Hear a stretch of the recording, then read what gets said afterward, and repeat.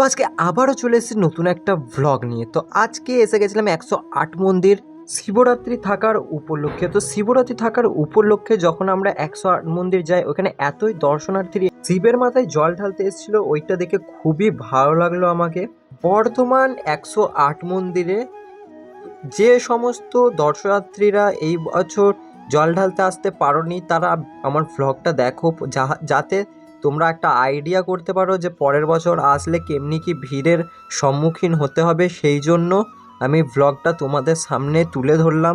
তোমরা চারি সাইডের দৃশ্যগুলো দেখো এবং উপভোগ করো। 108 মন্দিরের ওই সামনের যে গেটটা আছে, গেটের ওই পারেই হয় 108 মন্দিরের একটা উপলক্ষে একটা ছোট পাড়া মেলা হয়। তো মেলাটা দেখো, যারা দেখোনি তারা এসে দেখতে পারো। মেলাটা এখনও চলছে, এক সপ্তাহ ধরে এই মেলাটা চলে।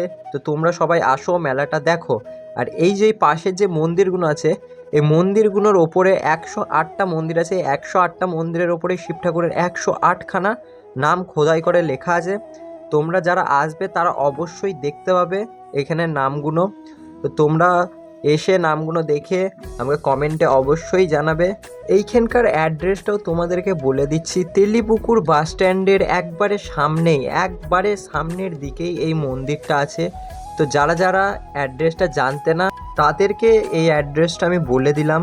তোমরা আসো এবং জায়গাটা উপভোগ করো, এবং পরবর্তী দিনে শিবরাত্রি অথবা জল ঢালা উপলক্ষে তোমরা এসে মন্দিরটা ঘুরে যেতে পারো। আর মন্দিরের ভেতরেই আছে অনেক ঠাকুরের মূর্তি।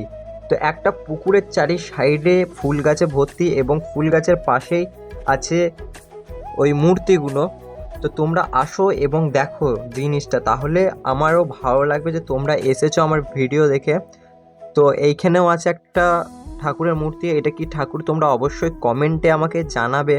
আর যারা যারা আমার চ্যানেলটাতে নতুন এসে থাকবে তারা অবশ্যই আমাকে সাবস্ক্রাইব করে লাইক কমেন্ট শেয়ার করে দেবে, যাতে পরবর্তী দিনে তোমাদের জন্য আরও নতুন নতুন ভ্লগ নিয়ে আসতে পারি। আর আজকে 50টা লাইক আর 100টা কমেন্টের টার্গেট থাকলেও তোমাদের সবার কাছ থেকে। এটা একটা ছোট পাড়া ব্যাপার, তোমরা অবশ্যই এটা পূরণ করে দেবে। আর আমার কোনো কথাবার্তায় তোমাদেরকে খারাপ লাগলে আমাকে ক্ষমা করে দেবে। আর কিছু জিনিস আমার যদি ভুল থেকে থাকে তাহলে তোমরা কমেন্টে আমাকে অবশ্যই জানাবে। তো দেখো, তোমরা চারি সাইডটা উপভোগ করো। তো কেমনি কি লাগছে আমাকে কমেন্টে অবশ্যই জানাতে তোমরা ভুলবে না। তো মূর্তিগুলো দেখো ঠাকুরের, খুবই ভালো লাগছে চারি সাইডে। তো চ্যানেলটা like comment share and subscribe করে রাখবে, যাতে তোমরা পরবর্তীকালে আরও ভালো ভালো ভিডিও পাও। পরবর্তী দিনে আরও ভালো ভালো ভিডিও আসছে। আর সামনে রমজান মাস, যেহেতু আমি মুসলিম থাকা সত্ত্বেও আমি মন্দিরের সব দৃশ্য তোমাদের সামনে তুলে ধরছি, সেমনি রমজান মাসেও কি কি করছি সেইগুলোও তোমাদের সামনে তুলে ধরবো। তো কেউ কিছু মনে করবে না যে আমি মুসলিম হয়েও হিন্দুদের ভিডিও বানাচ্ছি। তো এইটা আমি সব জায়গাতে ঘুরে বেড়াই, ভ্লগ করি, বন্ধুদের সাথে গেছিলাম বলে তোমাদের সামনে ভ্লগটা তুলে ধরলাম।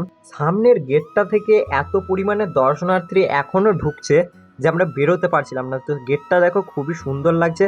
আর এত পরিমাণে দর্শনার্থী, আমরা বেরোচ্ছি আর দর্শনার্থী ঢুকছে, এটা দেখেও খুবই ভালো লাগলো। তো চ্যানেলটা লাইক কমেন্ট শেয়ার করে দেবো। দেখা হচ্ছে পরবর্তী ভ্লগ যেতে। বাই।